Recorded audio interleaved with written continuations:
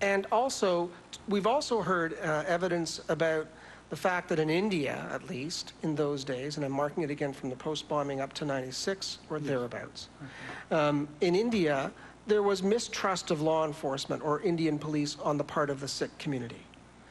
To what extent did that transfer over to a mistrust of, say, the RCMP or CSIS, similarly viewed as the Indian police? I think for the minor incident, there could be some percentage which could be transferred to here for that. But by looking the Canadian forces, they're well trained, they're very respected forces, and I think mainly the trust which was lost by the Canadian forces in our community was after 1984 Golden Temple attack, and particularly after Air India bombing. Now, you mentioned about a mistrust of law enforcement and intelligence agencies. Moving forward now, yes. Do you find that that's, in your experience, still the case? Is there still a sense of mistrust amongst? There is still the case, yes, but it's not up to that extent. But it's getting a little better, but it's still there. It exists, yes. And in that sense, sir, I just wanted to ask you, what are the factors that you see, at least, and that you have learned from members of your community that have been employed by the police or CSIS to repair the trust? What has worked from your perspective? At present, which I saw it working is the member of the community who get into the force, and the people start talking to them in the investigations, and police also start using them to gather the information from the community. And that's one factor, I think it improved the relationship.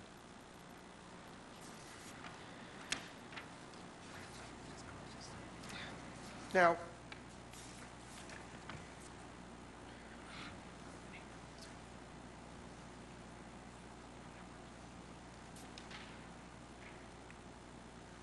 and now finally, sir, if I can just sort of wrap up on this with your assistance.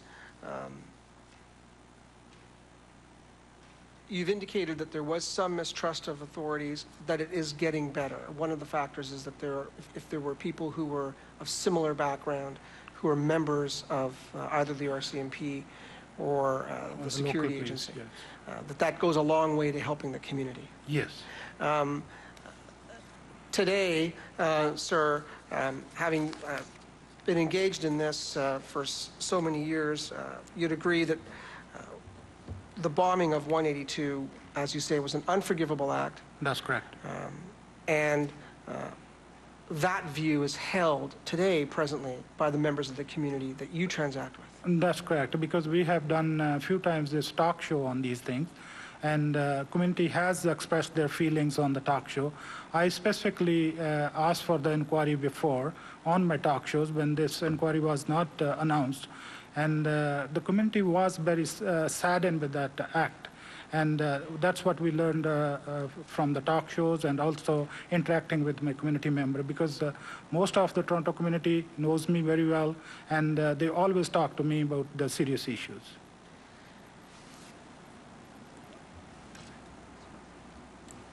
Thank you very much, sir. Those are the questions I have for you. Thank you.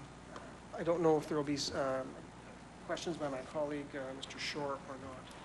Thank you.